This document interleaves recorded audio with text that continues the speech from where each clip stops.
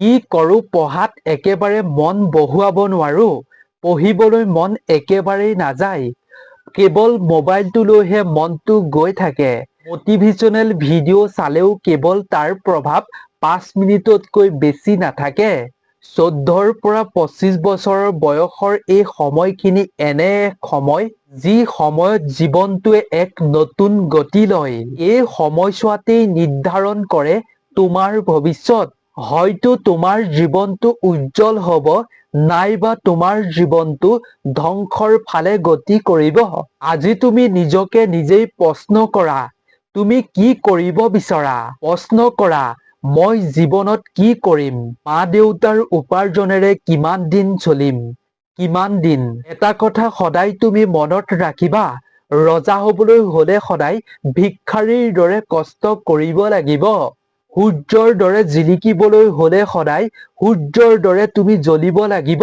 তুমি পঢ়িব বিচৰা, কালিলৈ পঢ়িম, পৰহিলৈ পঢ়িম, 1 তাৰিখৰ পৰা পঢ়িম, অহা সপ্তাহৰ পৰা পঢ়িম।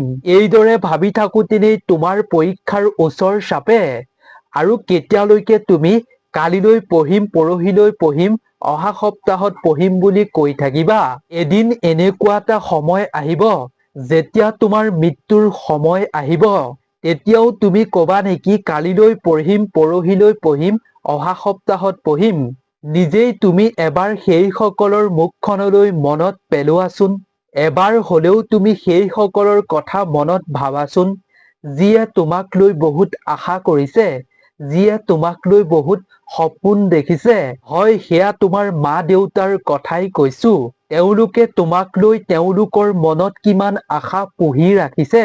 তোমাৰ বাবেই তেওঁলোকে সকলো কৰিছে আৰু তোমাৰ বাবেই তেওঁলোক মৰিবলৈও সাজু আছে। কিন্তু তুমি কি কৰিছা তেওঁলোকৰ বাবে? তুমিতো মাত্ৰ 5 মিনিট ভালদৰে মনোযোগ পঢ়িবলৈও প্ৰস্তুত নহয়। আজিয়েই তুমি ভাবি লোৱা জীৱনত তুমি কি কৰিব বিচৰা আচলতে। নহ'লে জীৱনটোৱে ভাবিয়েই থৈছে তোমাৰ লগত কি কৰিব। মোবাইলটোৰ পৰা সেই সকলোবিলাক ডিলিট কৰি দিয়া, যিবোৰ তোমাৰ জীৱনৰ সৈতে, তোমাৰ লক্ষ্যৰ সৈতে কোনো সম্পৰ্ক নাই। সেই সকলোবিলাক তুমি আজিয়েই ডিলিট কৰি দিয়া। তুমি পঢ়াত দুৰ্বল, কোনো কথা নাই। বহুতে কয় পঢ়িব বিচাৰো, কিন্তু পঢ়াৰ প্ৰতি মনটো একেবাৰেই নিব নোৱাৰো। কিন্তু তুমি চেষ্টাটো কৰা। গোটেই দিনটো নালাগে, কেৱল তুমি 5 মিনিট ভালদৰে মন পুতি পঢ়া। তাৰ পাছত তোমাৰ মনত এনে অনুভৱৰ সৃষ্টি হ'ব, সেই 5 মিনিটৰ পৰা 2 ঘণ্টা সময় কেনেকৈ হ'ব তুমি নিজেই গমকেই নাপাবা। মোৰ দ্বাৰা নহ'ব বুলি ভাবি থাকিলে নহ'ব, চেষ্টা কৰিব লাগিব। তুমি বাৰু কেতিয়াবা এটা কথা লক্ষ্য কৰিছানে? এটা সৰু পৰুৱাই নিজৰ খাদ্য খাবৰ বাবে এখন ডাঙৰ ৱাল বগাবলৈ চেষ্টা কৰে আৰু বাৰে বাৰে পিছলি পৰাৰ পাছতো বাৰে বাৰে উঠিবলৈ চেষ্টা কৰে। কিন্তু শেষত সি তাৰ স্থানত পাবলৈ সক্ষম হয়গৈ। তাৰ ওচৰত সহায় কৰিবলৈ, সাহস দিবলৈ কিন্তু কোনো নাথাকে।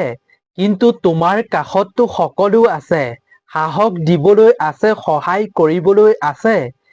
তেন্তে তোমাৰ অসুবিধা ক'ত পঢ়াত? চেষ্টা কৰাসকল কেতিয়াও জীৱনত বিফল নহয়। বিফলতা এটা প্ৰত্যাহ্বান, তাক স্বীকাৰ কৰা।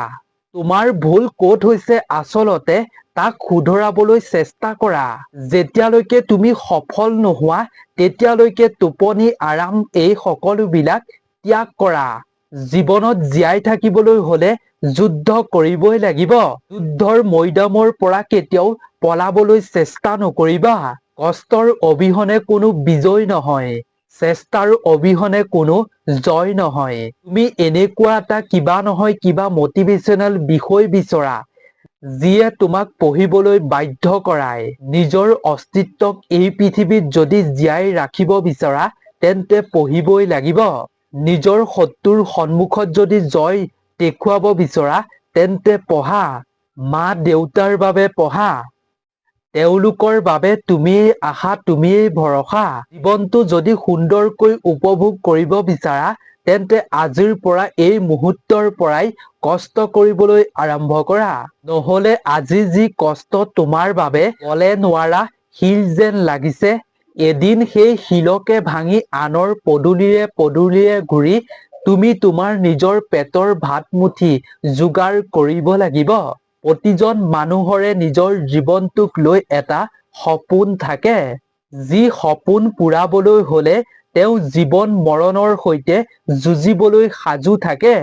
আমি নাজানো তুমি সপোন দেখা নে নেদেখা, কিন্তু আমি এইটো জানো যে লাখ লাখ ভিডিঅ' থকাৰ পাছতো তুমি এই ভিডিঅ'টো কিয় চাই আছা? কাৰণ তোমাৰ মাজত এটা বিশেষ গুণ আছে। তুমি জীৱনত ভাল কিবা এটা কৰিব বিচৰা। তোমাৰ মনত এনে এটা বীজ ৰোপণ হৈছে যিয়ে তোমাক এদিন ফলে ফুলে সকলো দিব। আমি জানো তুমি এদিন ডাঙৰ সফল ব্যক্তি হবা, ডাঙৰ মানুহ হবা। তুমি এদিন সফল ব্যক্তি হিচাপে সমাজত প্ৰতিষ্ঠা লাভ কৰিবা। মা দেউতাৰ তুমি এদিন গৌৰৱ কৰি তুলিবা আৰু মা দেউতাৰ সকলো সপোন আশা তুমি এদিন নিশ্চয় পূৰণ কৰিবা। সেইবাবেই তোমাক পুনৰ কৈছো, এই মুহূৰ্তৰ পৰাই তুমি পঢ়িবলৈ আৰম্ভ কৰা, কষ্ট কৰিবলৈ আৰম্ভ কৰা। বেছি সময় পঢ়িব নালাগে, অলপ সময়কে পঢ়া। ভালদৰে সেই সময়খিনিকে মনোযোগ দি পঢ়িবলৈ আৰম্ভ কৰা। কেনেকৈ সেই সময়খিনি বাঢ়িবলৈ আৰম্ভ কৰিব তুমি নিজেই গমকেই নাপাবা। সেইবাবেই যিখিনি সময় পঢ়া ভালদৰে মনোযোগ দি পঢ়িবলৈ চেষ্টা কৰা। গতিকে আজিৰ ভিডিঅ'টো ইমানেই আছিল। আশা কৰোঁ ভিডিঅ'টোৰ জৰিয়তে তোমাৰ পঢ়াৰ প্ৰতি আগ্ৰহ নিশ্চয় বৃদ্ধি হ'ব, পঢ়িবলৈ নিশ্চয় তোমাৰ মন যাব। গতিকে যদি তুমি ভিডিঅ'টো চাই ভাল পালা তেন্তে আৰু তোমাৰ বন্ধুবৰ্গৰ লগতো শ্বেয়াৰ কৰি তেওঁলোককো সহায় কৰা, তেওঁলোকেও যাতে পঢ়াৰ প্ৰতি মন বহাব পাৰে, পঢ়িবলৈ আগ্ৰহ বাঢ়ে। সেইবাবেই সকলোৰে লগত ভিডিঅ'টো শ্বেয়াৰ কৰি দিবা। গতিকে নতুন এটা ভিডিঅ'ৰ লগত পুনৰ এবাৰ লগ পাম। আজিৰ ভিডিঅ'টোৰ পৰা বিদায় লৈছো। ধন্যবাদ।